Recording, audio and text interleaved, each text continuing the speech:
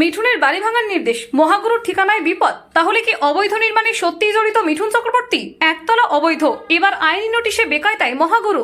অভিনেতা মিঠুন চক্রবর্তীর মালাড মাধ এলাকার এরাঙ্গল গ্রামের বাংলো ঘিরে তৈরি হয়েছে বিতর্ক। বৃহন্মুম্বাই পুরসভা অভিযোগ তুলেছে তার বাড়ির একতলা অংশে নাকি অনুমতি ছাড়াই অবৈধ সংস্কার করা হচ্ছে। 10ই মে জারি করা এক নোটিশে মিঠুনকে কারণ দর্শাতে বলা হয়েছে। 17ই মে বিষয়টি সামনে আসতেই হইচই পড়ে যায়। মিঠুন অবশ্য অবৈধ নির্মাণের অভিযোগ অস্বীকার করেছেন। তার দাবি, তিনি একা নন, ওই অঞ্চলের বহু বাড়িতে নোটিশ গেছে। আপাতত তিনি আইনি পথে জবাব দেওয়ার প্রস্তুতি নিচ্ছেন।